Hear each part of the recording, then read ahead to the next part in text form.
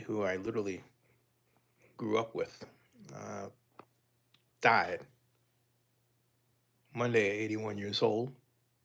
And there's an account here. I'll just explain how I've never had chance to meet Miss Giovanni, but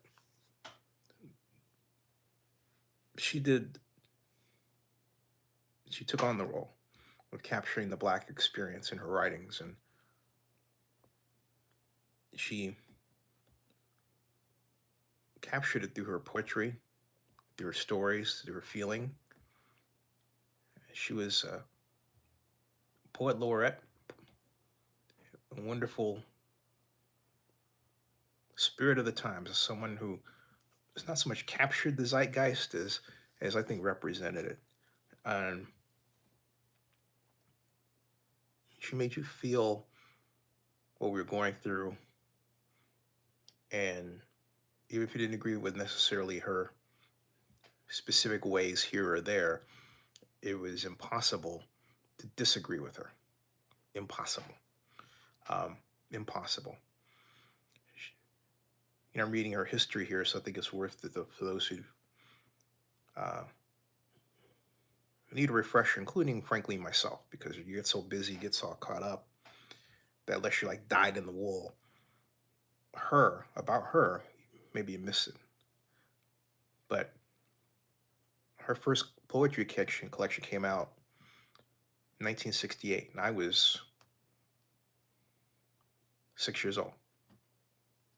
It's called Black Feeling, Black Talk, and it established her as an emerging figure of something called the Black Arts Movement, which is discovering our art in poetry, in painting, in song, and music. It was a movement that gave birth to not only a lot of people, but a lot of areas, the United States, places in Harlem that are identified today, places that were in Oakland that have been forgotten in West Oakland need to be revived. And in the Oakland case, there was an effort to do that, which I don't want to get off into that, didn't reach its potential by any means. It needs to be revisited and revived.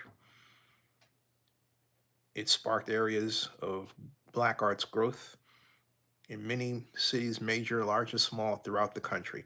It sparked a recognition of Black arts by those who don't look like me.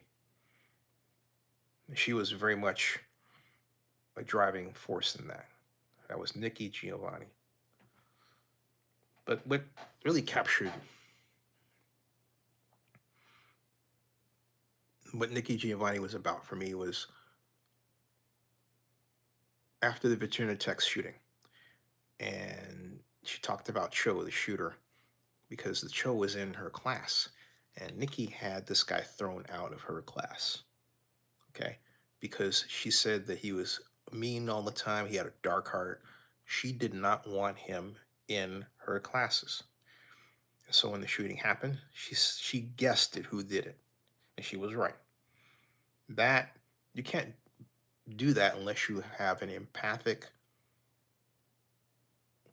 soulful connection with what's going on around you, with people. That was Nikki Giovanni. So she then um, talked. I think there's a part here where she said that she kept working into her final days, and look, that's the way to do it. Never stop. She had dozens of poetry collections under that she had completed, and she was working on getting her last book of poetry out when she died. And it's still set to come, and it's called appropriately The Last Book. And I can't wait. The Last Book. So Nikki Giovanni, one of the American greats to be celebrated. And uh, God bless her. Thank you. Thank you.